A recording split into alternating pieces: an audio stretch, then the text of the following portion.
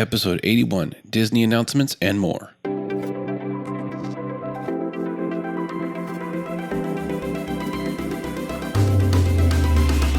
Welcome to the Visionary Variety Podcast, where we cover cool stuff like photo, video, film, books, and technology. So switch on your brain and enjoy the show.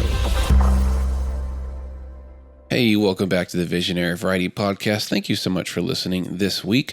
I hope you enjoyed last week's episode. I know Nate and I really did. It was all about photography and also my story about how I got into doing photography and took it much more seriously. But if you're not a photographer, that's okay. Share that episode with someone you know that is a photographer. It might really inspire and help them. You never know. Speaking of which, we love when you guys share our content online, whether it's a post from our page or it's an episode of ours. So please, pretty please, spread the word to your friends and family. Tell everyone you know, literally everyone, every single person that you know in your entire life right now, tell them about the podcast. Just do it. How hard could it be? We don't do this for money. We don't do it for popularity. We do it as a hobby. And we just love it when other people can enjoy stuff that we enjoy. And it's even better when we hear back from you guys.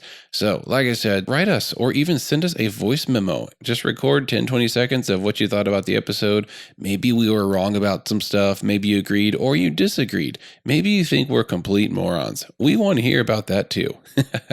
So send us an email or a voice memo, even better, to tvvpodcast@gmail.com, and maybe we'll even put it on the next episode.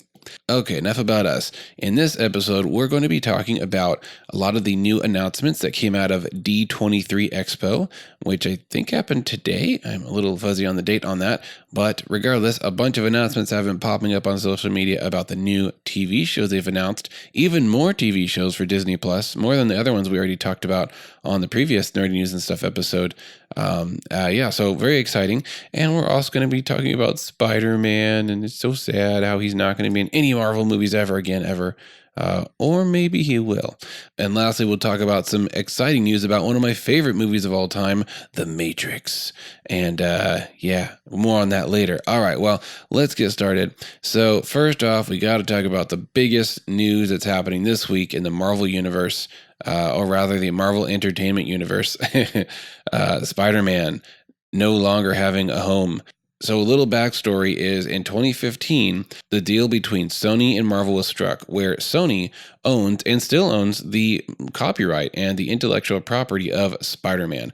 So you cannot make a Spider-Man movie or show or even a product without their permission, or they can sue your butt off. So Marvel and Sony made an agreement to where they said, okay, you'll make this much money, we'll make this much money, you'll own the character, and you'll do the distribution, but we'll get money from this and that, blah, blah, blah. A bunch of businessy stuff that honestly I don't quite understand all of. The deal was that Spider-Man would appear in the Avengers movies, and of course there'd be some solo movies to follow, which we're in the middle of right now, or I guess at the end, depends on how hopeful you are for the outcome of this. So Sony and Marvel had this great agreement. It's gone really well as far as I can tell. I mean, every person knows who Spider-Man is already, and I feel like Tom Holland has been the most well-received Spider-Man of all three that we've had so far. And I mean, look how good the movies have done. Look how excited the fans are to see him in the Marvel's movies. He's done awesome. So when this news hit on Tuesday, which is just a few days ago from this recording date, I was just like, I couldn't understand. I'm like, seriously? Like, who in their right mind would let this happen? But apparently something changed on Tuesday when Sony said that Marvel will no longer be allowed to make movies with Spider-Man in them because Kevin Feige, I think this is in their own words, they said that Kevin Feige made the decision, which is weird because, I mean, first of all, money, right, with Spider-Man. And apparently Spider-Man is one of Kevin Feige's favorite superhero characters. And he had a lot of respect for Stan Lee. And, Spider-Man was, of course, Stan Lee's favorite character. This seems a little weird that Kevin Feige would willingly back out of the whole Spider-Man, inclusion into his universe of the Marvel MCU. But I think that's what they said, is that Kevin Feige decided to no longer pursue any Spider-Man films because his plate was just too full with all the Disney Plus stuff that's happening, all the TV shows, and the upcoming movies that are happening. That doesn't quite add up to me. Maybe I'm missing some facts there. I don't know. You let me know if you know more of the story. I'm sure someone out there does. But as of this recording date, all deals are off with Spider-Man. Now, I did read a few places, and a few of my friends have said on Facebook that they did make another offer. Marvel made another offer to Sony saying, okay, maybe Marvel asking for 50% of the profits was a little too much, because that's what he asked for. Kevin Feige or Marvel asked for a 50-50 cut of all Spider-Man profits.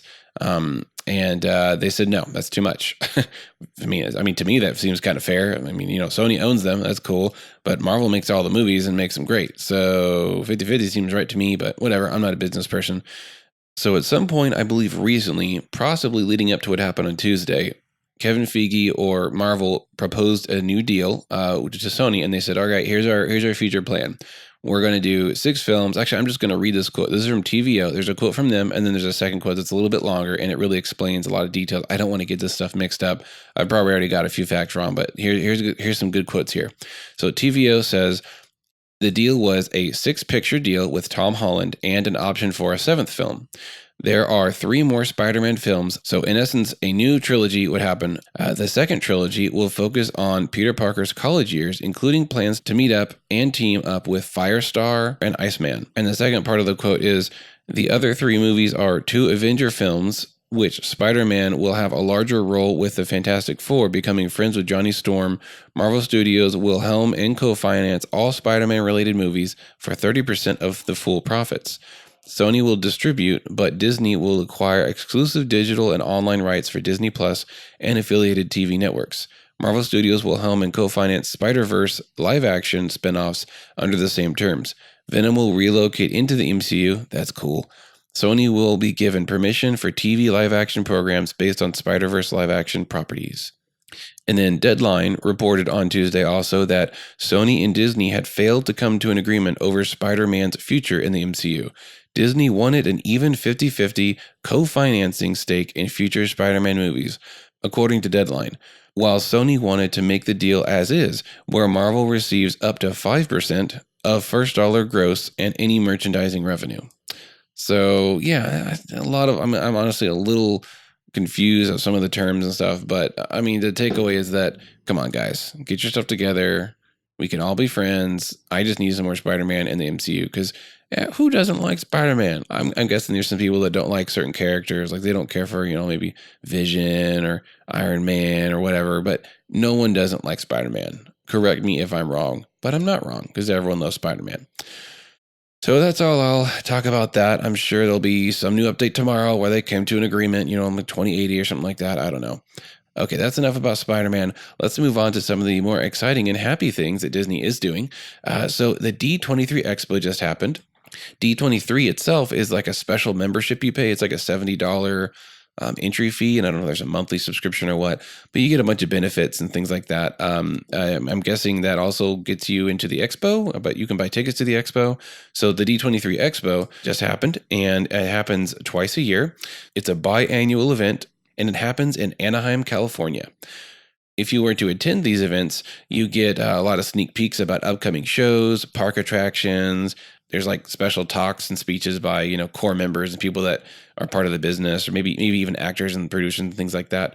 So that's pretty exciting if you're just like helplessly addicted to Disney. But similar to the San Diego Comic-Con, which we talked about in a previous Nerdy News and Stuff episode on this podcast, the D23 Expo has made some more announcements about more Disney Plus shows that they didn't announce at San Diego Comic-Con for some strange reason. I'm not sure why they split it up.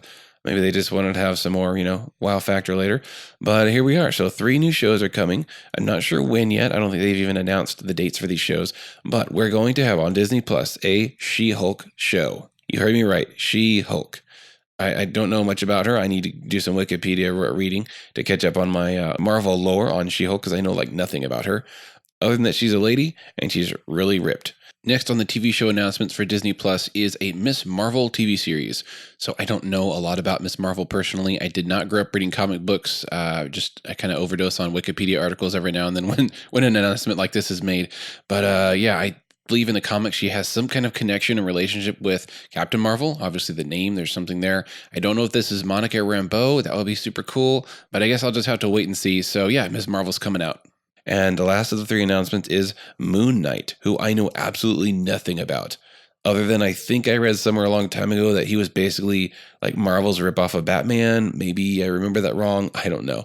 But Moon Knight. And there was also something where Kevin Feige had basically admitted that he's tried to get Keanu Reeves in every single Marvel movie. Like he asked him for this movie, gets turned down for a role. And he says, okay, I'm going to ask Keanu Reeves for this. Maybe he'll do a role in this movie. Gets turned down again. So he's asked him repeatedly. He's been trying to get Keanu Reeves in the MCU, which I think is hilarious. Will be super awesome to see him in the movies. Yeah, he had also said that the role that he wishes Keanu Reeves would play was Moon Knight, if I remember that correctly. And that would be awesome. So I really doubt Keanu Reeves is going to sign on for a TV show like this. But what do I know? Keanu Reeves can do whatever he wants because he's filthy rich because everyone loves him this year. So something I noticed, and I'm not complaining about this, but it seems like women are taking over the MCU superhero scene. And again, not complaining. I love women, and I think it's great. We're finally getting representation of females in superhero movies that we should have had ever since Iron Man came out, and even before that. It's just interesting. We know Thor's getting replaced by Jane Foster, and he was already replaced by Valkyrie. And I think there was another main character. I'm having a total brain fart. Who else was replaced by a woman character, a woman lead?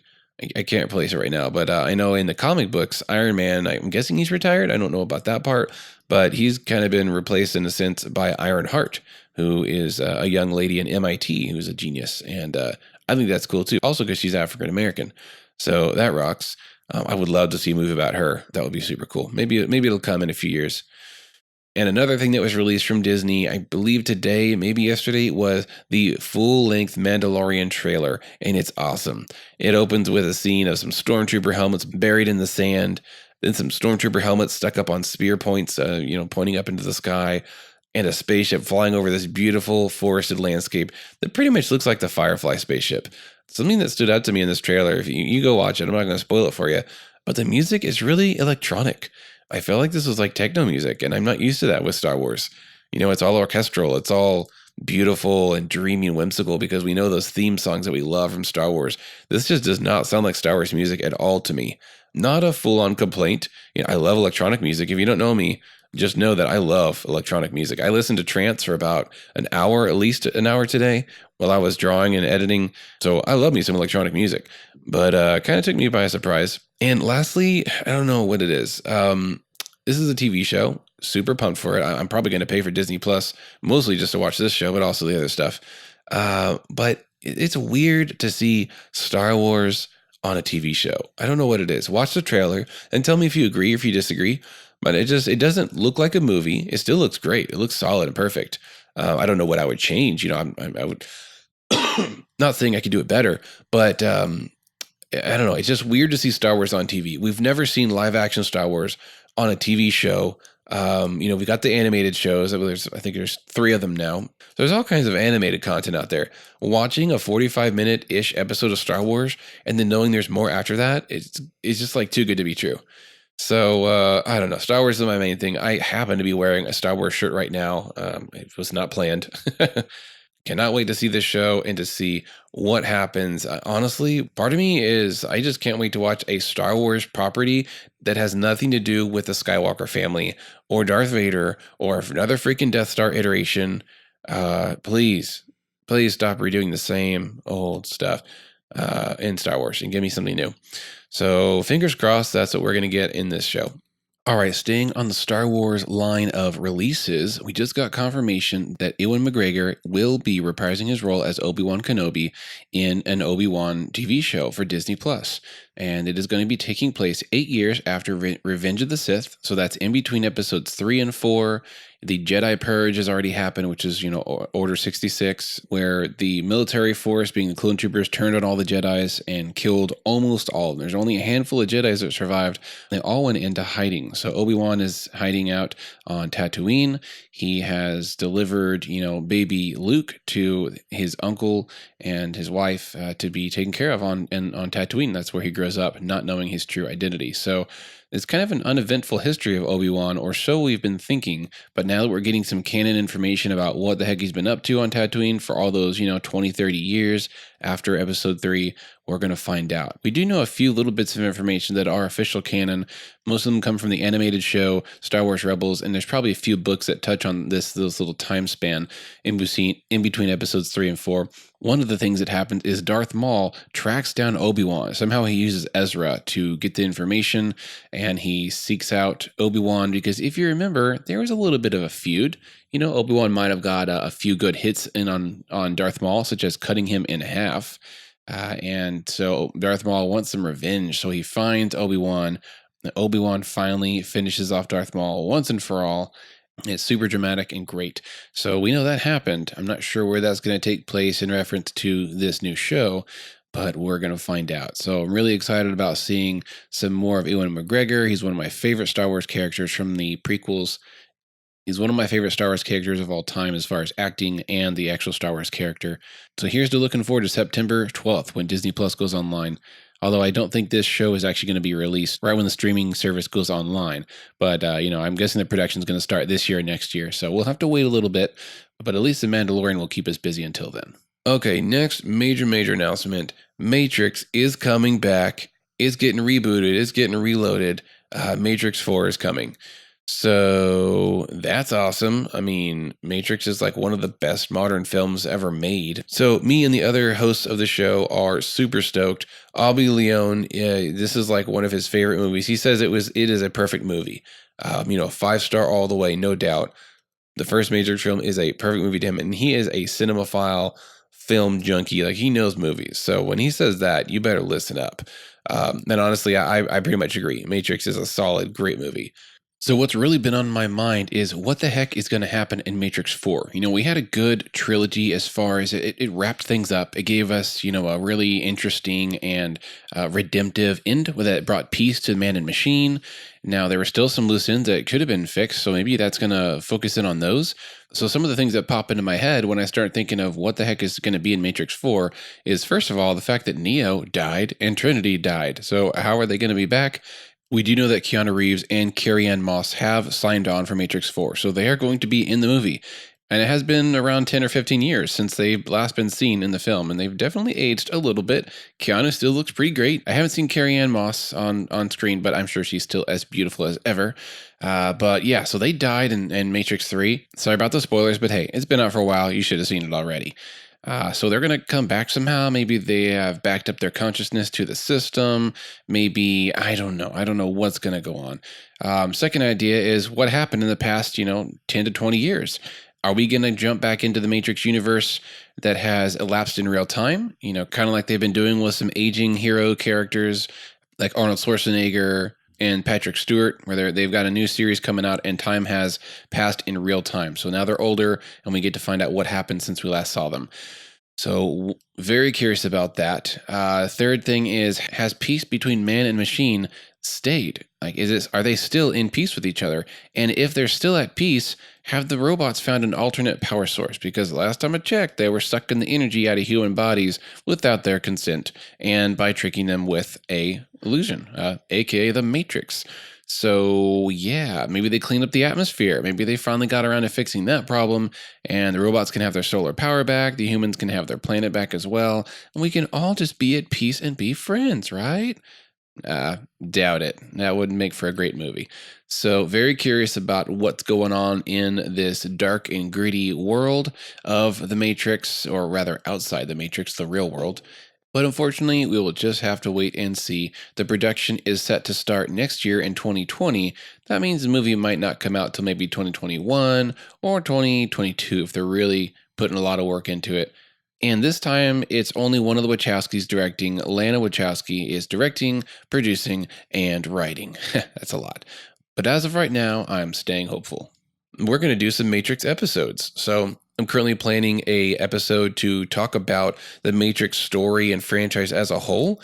Not a review, but not just a recap of the Matrix movies, but we're going to talk about the deep philosophical, technological, even religious undertones, or not so undertones, that are present in the movie. So that's hopefully going to have Abby. I'm going to try and get my brother on there because he loves the Matrix. He wrote a paper about the Matrix for school. I'm really excited about this episode because if it goes off how I'm planning, it's going to be an awesome trip to free your mind. We'll see. So definitely look forward to that if you love anything about The Matrix. And it also brought something to mind that I wanted to do an episode about in the future, which maybe we'll do, after that episode. I'm not sure yet. But I want to do an episode talking about the holographic universe, or the simulated universe theory, which says that our actual physical universe is just a computer simulation run by some higher being, some supercomputer in the future. We don't know. Interesting theory. It's more of a thought experiment, in my opinion. Although some people literally do believe we're living in a simulation. So more on that later in this episode. So hopefully we'll get around to that so hopefully we'll be able to do a great episode talking about that and exploring those wild and mind-bending ideas about the holographic universe. Okay, let's end this episode with a few more announcements about some streaming shows that are coming up. These are not Disney, but we've got Cowboy Bebop is going to be a live action show on Netflix. Now, if you have no idea what Cowboy Bebop is, it's an anime that I think, at least in America, came out on Toonami around like 2004 or 5. I was in high school and middle school when it was out, and it was really, really popular. Like, this is one of like the top loved anime shows of its genre. So the fact that it's getting a live action show is super exciting. It's a sci-fi oriented anime. And if they do it right, it's going to be super awesome.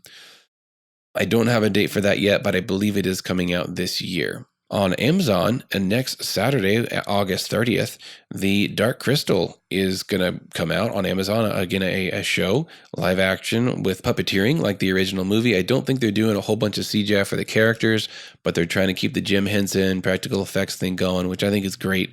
So if you love The Dark Crystal, you hopefully will love this show too.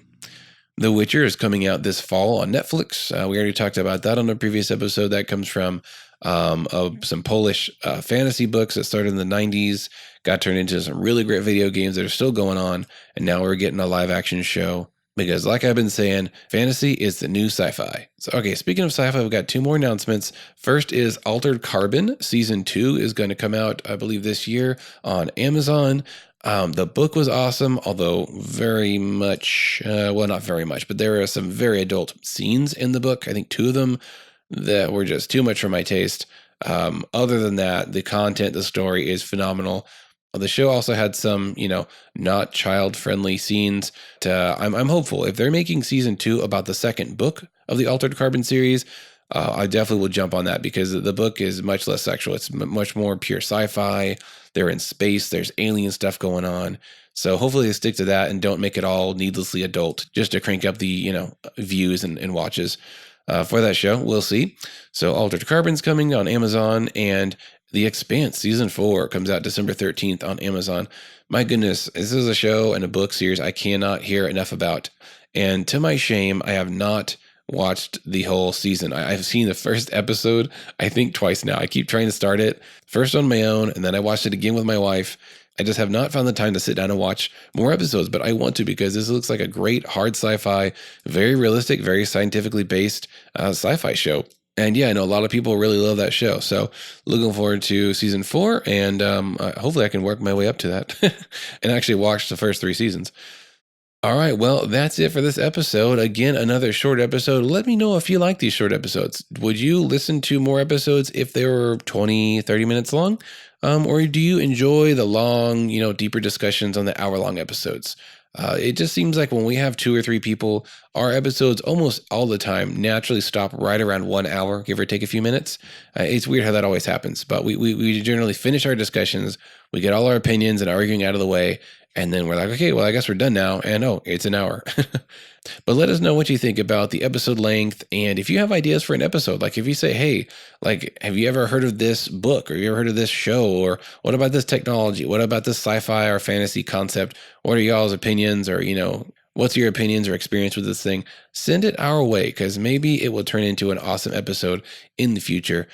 You can do that again by emailing us at tvvpodcast@gmail.com or messaging us on any of our social media, such as Facebook, Instagram, and YouTube.